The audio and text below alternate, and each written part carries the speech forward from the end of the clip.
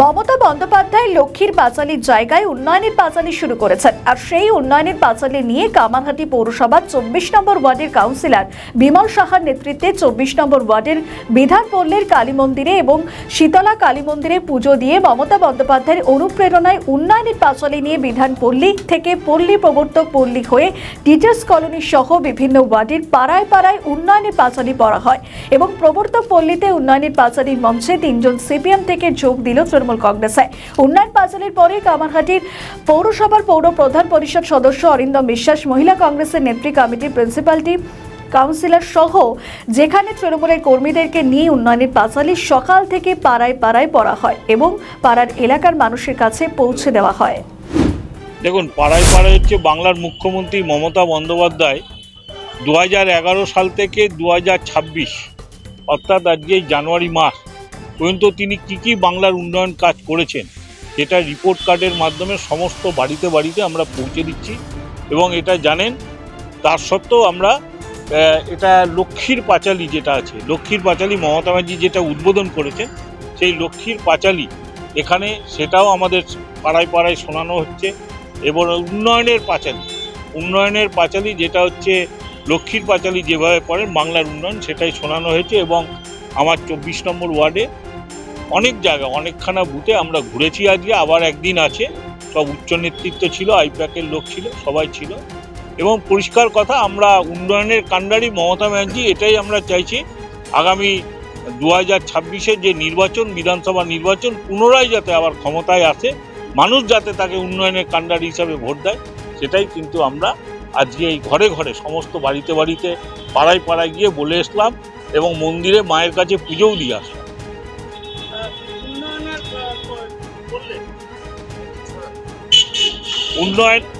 উন্নয়নে বাংলার মুখ্যমন্ত্রী যা যা উন্নয়ন করেছেন, একটা 2011 সাল 34 বছর ধরে যারা বাংলাটাকে ধ্বংস করে দিয়েছিল, বাংলার উন্নয়ন বলতে কিছু ছিল না, আজকে সে বাংলায় দেখুন আজকে ভারতবর্ষের 1 নম্বর জায়গায় সেটা পৌঁছে গেছে উন্নয়নের ধারাতে। এবং 71টা যে জনমুখী প্রকল্প সেটা কিন্তু মানুষের মনের মধ্যে ঢুকে গেছে। এবং তারপরেও লাস্ট যে লক্ষ্মীর ভাণ্ডার, আপনারা জানেন যে শতকরা 90% মহিলা এখন বাংলার বুকে লক্ষ্মীর ভাণ্ডার পাচ্ছেন। আবার বিজেপির যে সমস্ত অপদার্থ কুলাঙ্গাররা বলছেন আমরা ক্ষমতায় আসলে নাকি লক্ষ্মীর ভাণ্ডার আমরা বন্ধ করে দেবো। বাপের বেটায় যদি থাকে তারা তো ক্ষমতায় আসবে না, আরেকবার বলুক পাবলিকলি, তাদের সমস্ত মহিলারা তাকে জুতো পিটা করে তাকে একদম অবস্থা খারাপ করে দেবে, মুখ বন্ধ করে দেবে। যখন উন্নয়নের পাঁচালী করছেন তখন দেখা হলো কামারহাটিতে 3খানা 11-র পরে 3খানা বড় ফ্যাক্টরি বন্ধ, কৌতুক বিক্রি হয়ে গেল পানামা। তাহলে উন্নয়নের কি এটা?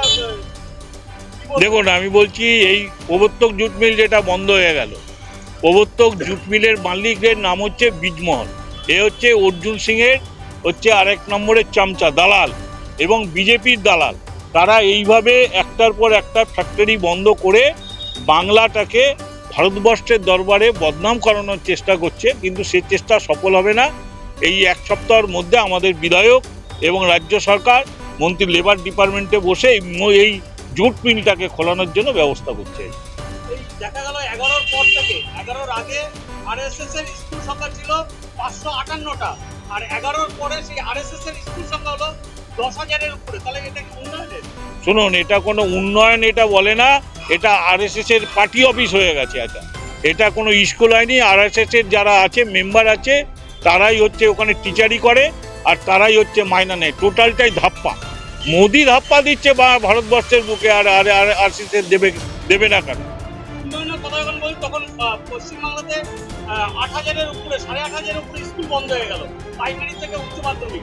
না, এটা বিজেপির এটা পেট বানানো কথা। বিজেপি গল্প করে, আর একটা আছে ওদের বিরোধী দলনেতা পাগলা শুভেন্দু, ভুল ভাল বলে যাচ্ছে, সকাল থেকে যা পাচ্ছে বকে যাচ্ছে।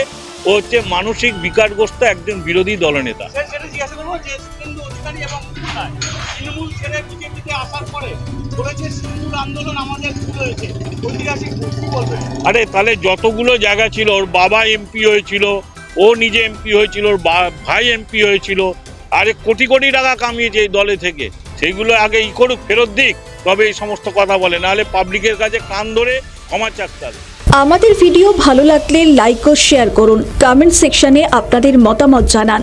আরও ভিডিও পেতে আমাদের চ্যানেলটিকে সাবস্ক্রাইব করুন এবং প্রতি মুহূর্তে খবরের আপডেট পেতে প্রেস করুন বেল আইকন।